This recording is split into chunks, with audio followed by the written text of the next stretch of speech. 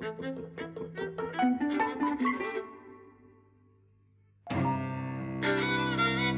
and welcome to Eavesdropping at the Movies. I'm Mike. And I'm Jose.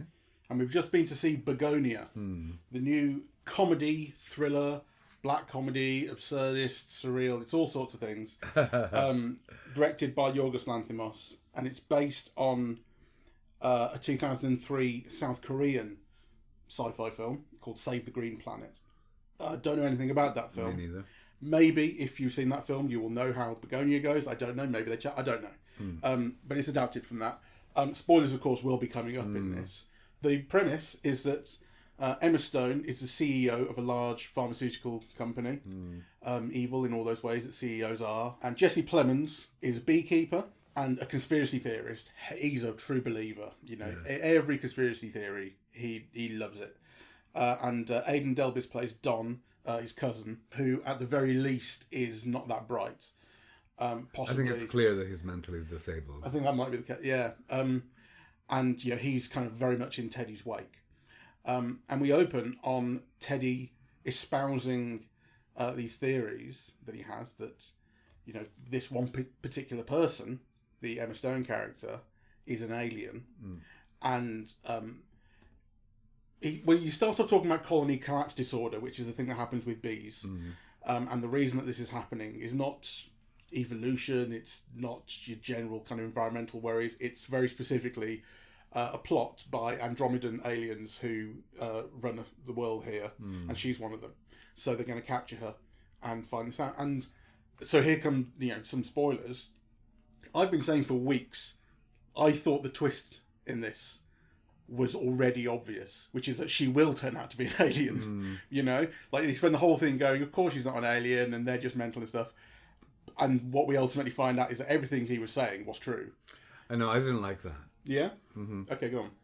Well, I thought until then, the film to me was so funny and so sad, right? Because kind of what comes across is this America that is really enslaved, you know, with these callous, self-obsessed rich people who rationalize everything that they do onto others. And then the impossibility of communicating through a kind of a closed system of conspiracy speak, right? So I thought kind of all those initial conversations after they kidnap her were so kind of, I don't know, instructive, because, you know, you just can't communicate unless, you can say, yes, I am an alien, right? And hope for the best, but actually you can't convince them that they're not right about something. Like the belief is so strong and it's such a closed system, and so on. And I thought that kind of added, I don't know, a tragic dimension to the film, that it was both recognizable and real, and kind of tragic, really. And then, of course, as soon as she does turn out to be like an alien empress, wearing those chunky knits that look so terrible, you know, I thought it undermined the film.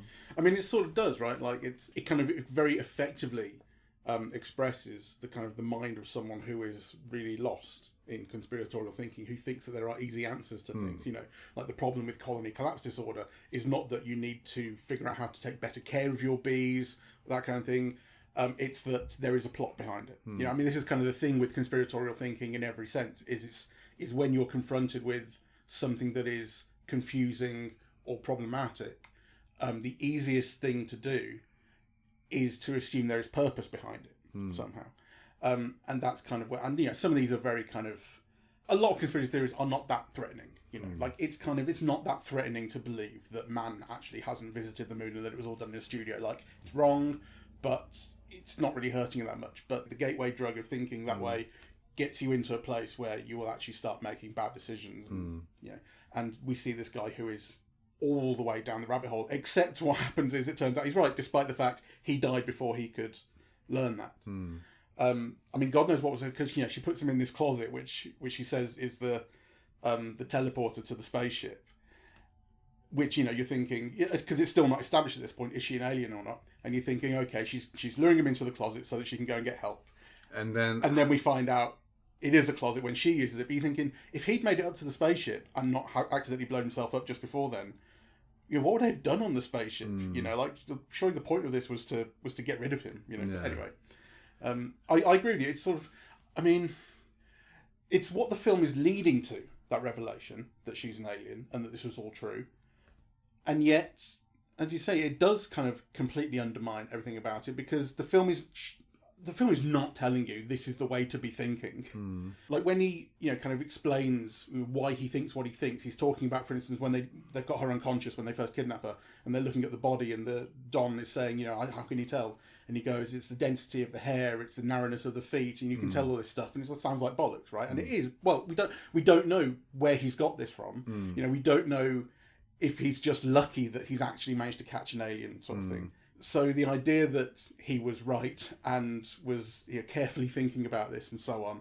it's I don't know, it's very hard to judge. Yes, right?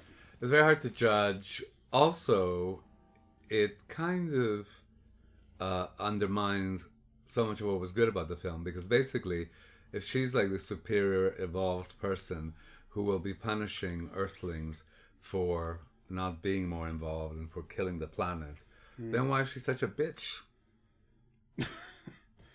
Well, it sounds like quite bitchy. Or you should be punishing humans for being the failed experiment that we are. Well, the claim or the rationale for destroying life on Earth is that humans haven't evolved into being better people. Yet she herself, as the owner of, this corporation that what promises well-being tomorrow, today, or something is what if there was a slogan, I didn't catch it. Then why is she such a bitch? Why is she so horrible to her employees? Why does she not give them time off? Why does she not give them better working conditions? Why has she caused, this guy's mother to ill health? And there's a line from the mother, played by Alicia Silverstone, that says, first they poison you or whatever, They sell you the illness, then they sell you the cure. It's money both ways. Right. So, I mean, she is meant to be the evilest form of that which she then judges to be insufficiently evolved at the end. It kind of, to me, dramatically, it doesn't cohere. And she does talk about, in that one speech where she's kind of freed herself, and she's come across all of the other nasty shit that Jesse Plemons has been up to, all of the body parts and things. When he comes back, that's when she has that kind of big monologue, which seems to reveal that although of course she could still be improvising it, we don't know anything up to so far, but she has that big monologue talking about the history of her people, the Andromedans, and the reason that we look similar is that you are us originally. We were Andromedans, we seeded life on Earth, you were failed, blah, blah, blah, this happened. And one of the things that she says is that the corrupted humanity that developed from what they had seeded, she found herself becoming more like us. I've become more cruel. I'm like you now. It's not good, So there is that line, gives that some degree of context. But I know what you mean. Also, thinking back now, it's an interesting film. I enjoyed it very much, and I thought it was full of wonderful ideas and a very interesting critique, and a kind of very interesting look as well. Everything looked so poor and grotty, and the streets were unpaved, and everything was a bit run down, and contrasted to the gleaming sterility of corporate headquarters. But I thought it was interesting that all the people that you see are flawed, on the verge of immorality, right? So part of the reason why the mother is suffering the way that she is because she was addicted to opiates, right? The Jesse Plemons character is really a serial killer, under the guise of conspiracy theories. The cop who comes to intervene is clearly a child molester, right?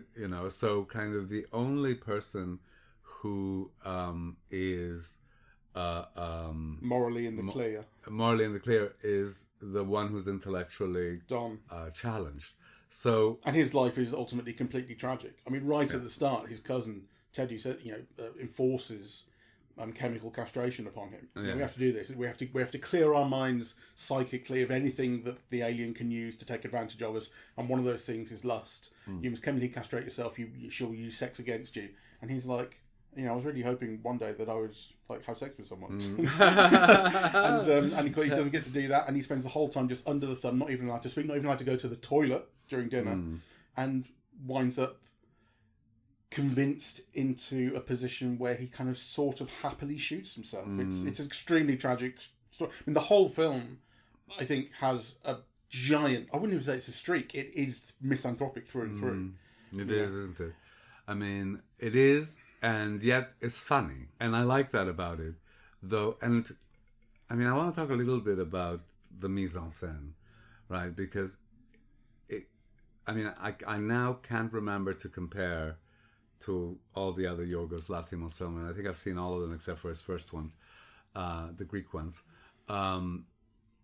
But in this film, at least, he's got a very static kind of mise en scène, doesn't it? Kind of, the camera moves very little, except, when Jesse Plemons rides towards the hospital at the end.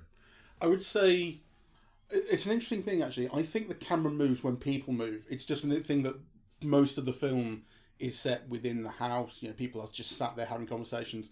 But, when we see her walking to work at the start, for instance, the camera's very active there. The camera's moving, motivated by people's movement, I think.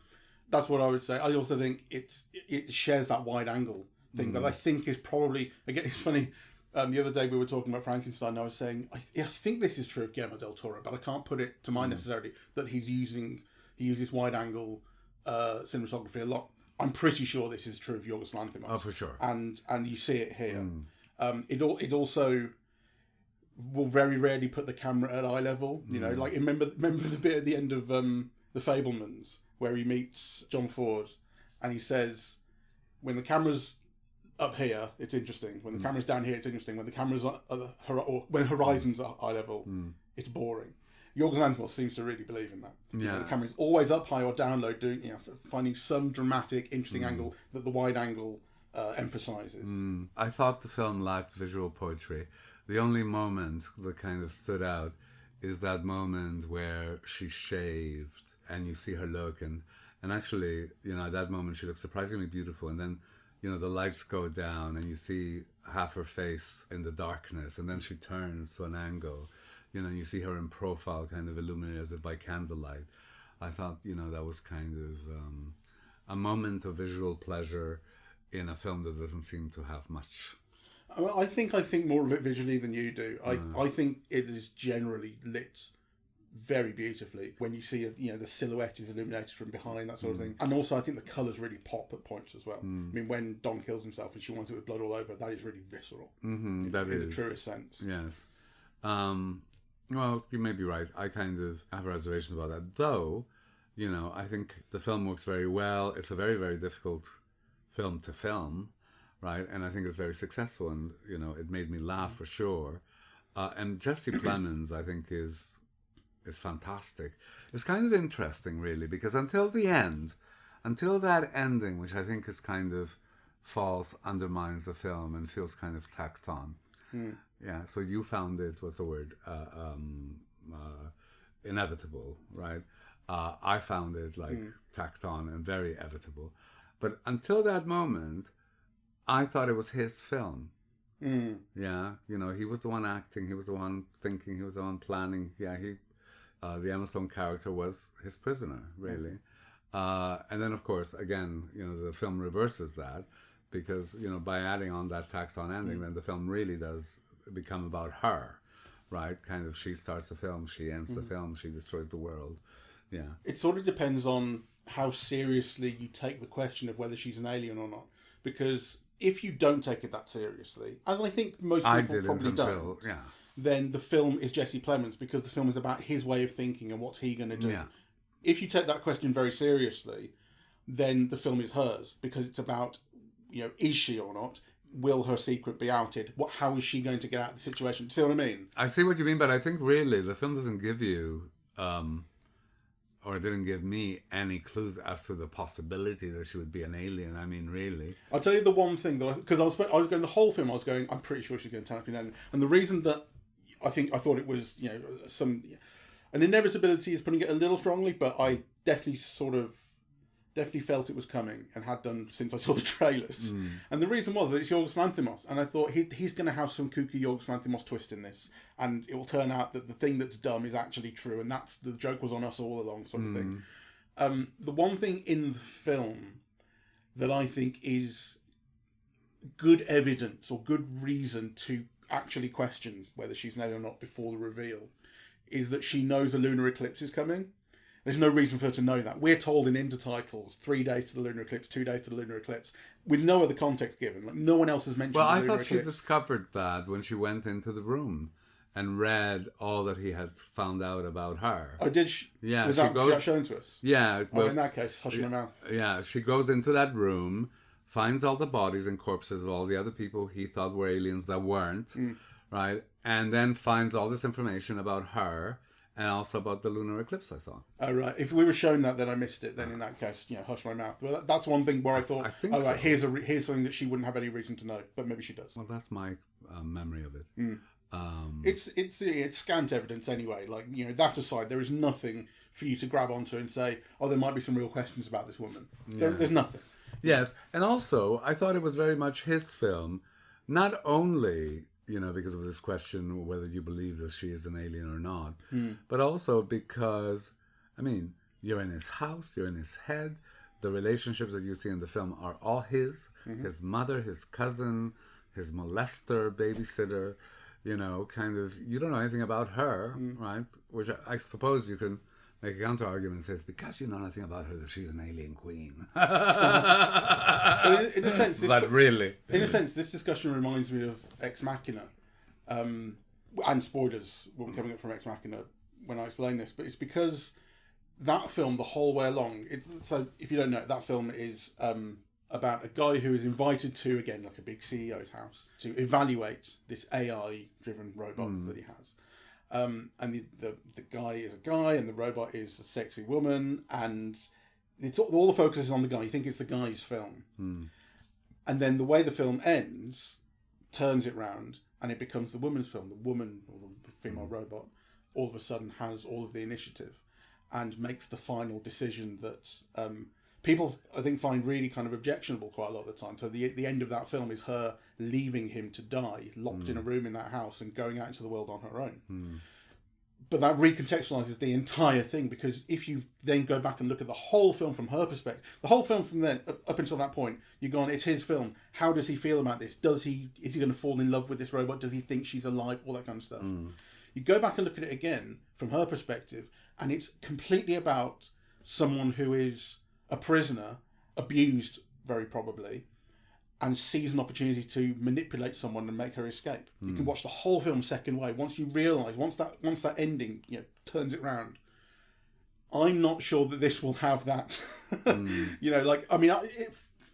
Because I was already thinking of the film that way from the start. I did see it the way you do, as his film primarily, but I did have a certain degree of focus on her. I was thinking. I was keeping that question alive in my head of, is she an alien, and therefore what is her game plan, sort of thing. So that idea of watching the film a second time with the other character's perspective more at the forefront of your mind is not going to work for me here. But I wonder whether it will really work for anyone to the extent that I think it works really well with Ex Machina. I'm not sure that's really going to happen here, because I think there's, as you say, there's too little context about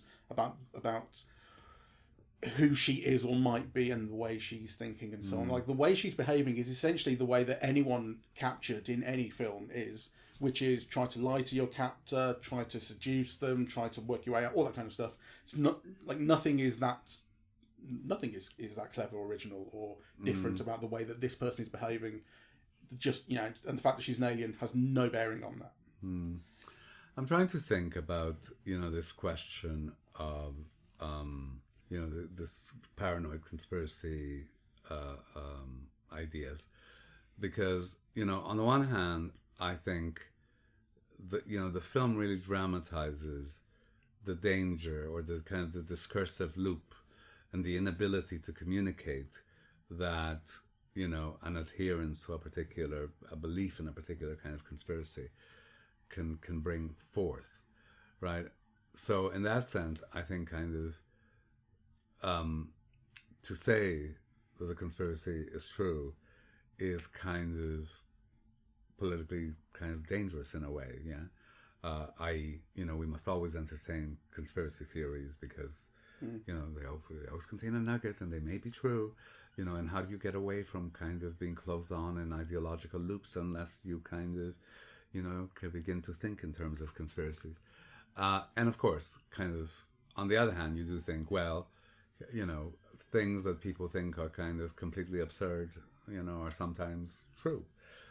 So I'm not sure kind of where I'm going with this, but my initial impression is that I was very disappointed that the film effectively begins by critiquing kind of conspiracy theories, makes you laugh at them, and then upholds them. Yeah, I do. I'm not sure that I agree that it actually critiques them all that much as well, because I think it finds the way that Teddy thinks quite entertaining. Even if it's not giving its hand away that he turns out to be right at the start. I mean, set with the things that he's getting Don to do, in particular, the chemical castration. That's a real thing to do to someone, and it impacts his life. Well, and he's killed lots of people. We know, and then it turns out he's killed lots of people. Yeah. But I mean, right from the start, what we're given right at the start is this thing about chemical castration. You're going to have to do this, this, and this, and we see how under the thumb Don is. And you could play that very dramatically. I mean, that is it's a great deal of responsibility to hold over someone, how you're affecting someone's life. But it sees it as fodder for comedy. It's a funny thing. I like the downplaying of that. Yeah. And I like the downplaying of the child molestation. I mean, I'm not necessarily critical of that. I'm just saying I'm not sure that the film is being as critical of conspiratorial thinking and being in the rabbit hole as you suggest. Well, I think whilst the film was unfolding, that's definitely the way that I thought. And that's why I laughed at the things that I did. Yeah. Right? So if you take it up to the point where she does become, the alien empress, then actually I think what the film is a kind of a critique of conspiracy theories, really, and conspiracy theorists. I mean, had she been, a human at the end, I think the film would remain as a kind of a critique of that, really. But of course, it changes it. I think it does. It is a critique up to that point. That is why you're laughing at the things that he says. Oh, yes, the fact that she survives all this pain is proof. Kind of those things wouldn't work in the way that they do if you thought she was an alien empress, right? So I think that is the critique up to that point. But then, of course, that, is that critique still there because you felt it? Or is it completely undermined because, the film makes it real, right? So I think those are interesting questions. I think about the film, and I do find the film kind of, very interesting, and enjoyable to watch. But the ending of the film, in which she and the council, or rather she announces to the council that humanity is a failed experiment on Earth. And she pops the dome over the flat Earth. It's a flat Earth, incidentally. So that conspiracy theory is in there, and it's constantly there. We continue to see imagery of it, but it's all just kind of kept on the down. As you say, it's underplayed. We just, oh, by the way, it's a flat Earth. She pops the dome on the flat Earth, and everyone on Earth is killed instantly. And this is where you could see the film at the height of its misanthropy, because it sort of has that idea of, we are ultimately the problem on Earth, and the solution is that we all die and the Earth will continue. And I thought it was interesting that montage of images that you get at the end, there isn't a single moment of beauty.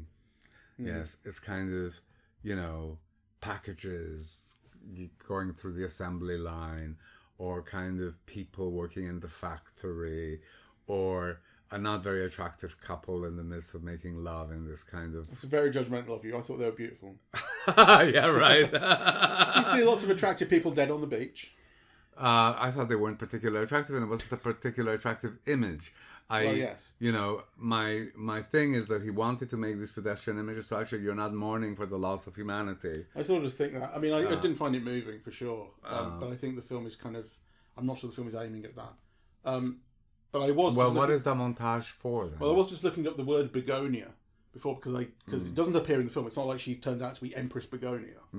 So, so like, where has this title come from? And it's I think they were saying it's a Greek word, kind of ancient Greek, which means ox birth. I think, and basically the idea is this was kind of like written in sort of textbooks as bloodlessly sacrificing an ox so that your bees would thrive, right? That's very vaguely what I was reading. What we see at the end of this film is a bloodless sacrifice of everybody on Earth, and the final image is the imagery we started off with of the bees. The bee. I thought that flower that we see was a begonia. Oh, I think it's a different word. Begonia, the way it's spelled, at least, is this word. It's with a B-U, isn't it? B-U, yeah. Yeah. Well, in English, a begonia is a herbaceous plant. Yeah. The flowers of which are brightly coloured sepals, but no petals. That's B-E, right? Yeah. B-E. And that, I think that the description to me matches the thing. It may well be. But I think what I'm saying is that you can... I think one thing they've done is they've picked a word which sounds kind of interesting to name your film. Like a film title doesn't necessarily have to make sense. I mean, Inglourious Bastards, like it was spelled wrong and it didn't really relate to anything. They were kind of called the Bastards, but it sets a tone. It's interesting, and you can attach the kind of whole film to it.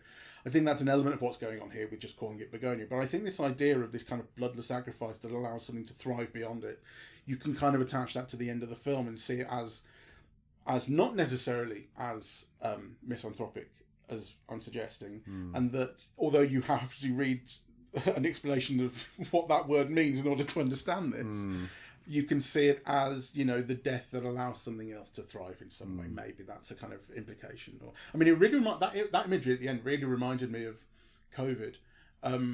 Although I think that might be because I've also recently been watching old episodes of How I Got News from the COVID era when everything was shut down. They were doing it on Zoom, and it was like reminded me very vividly of how weird that time was. And I remember going to work because I was an essential worker, and theoretically, and the roads were empty, and everyone remembers how the shops were empty, and we were queuing up and so on. Very, very weird times, and this imagery at the end really reminded me of that. But one of the things that was happening at that time was wild animals were flooding back into cities. Dolphins were swimming up the Thames or whatever. Sheep were kind of walking through London. And like people were like, "Oh, the world's coming back to life." All we had to do was shut ourselves away for like a week, and the Earth just found its way again. And that reminded me of this, right? Like that's the kind of lasting imagery I think you're left with is the end of humanity, but an Earth that will replenish itself in our wake.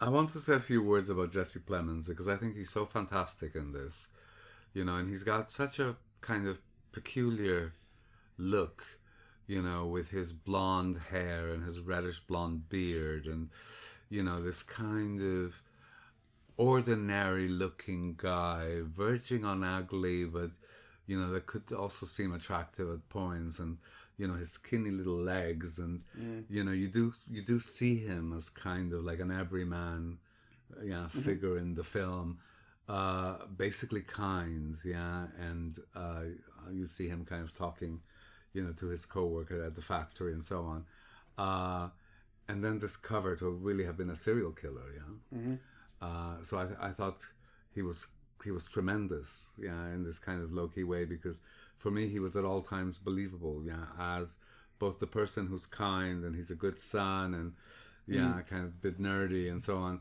And then also as somebody who has been capable of doing those things to other people.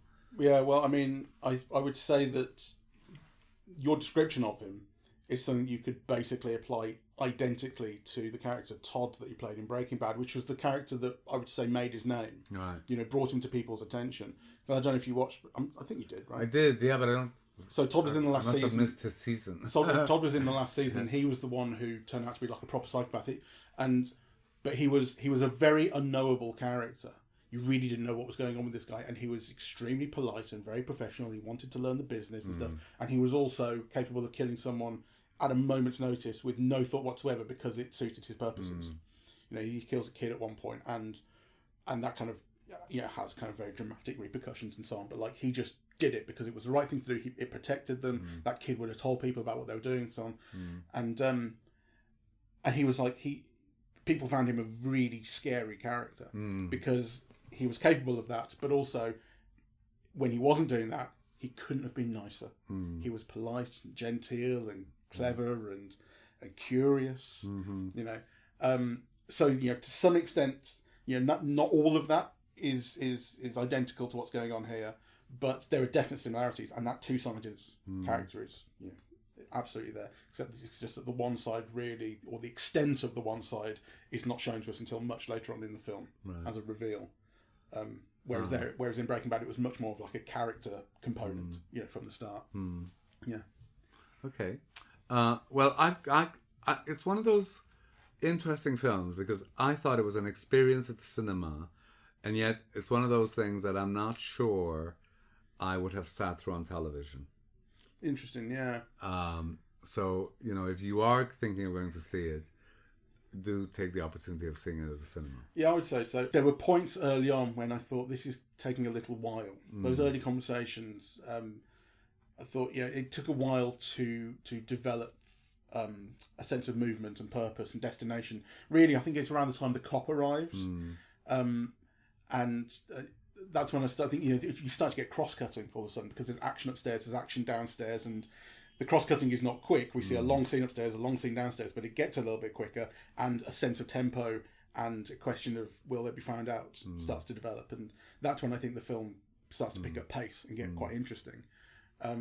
Also worth mentioning that the film is shot on VistaVision almost entirely, and you can tell from the aspect ratio because it was that non-standard aspect ratio of 150 to 1. So we've seen The Brutalist was the film that has kind of really kick-started this revival of VistaVision in the modern age. And then obviously we saw One Battle After Another, which you got yourself down to London to actually see projected in VistaVision. Yes. And now we've got this, which I didn't know until I saw that aspiration. I thought, I'm going to have to Google this. Right. Yes, VistaVision. So it's coming back in a big way. Yes.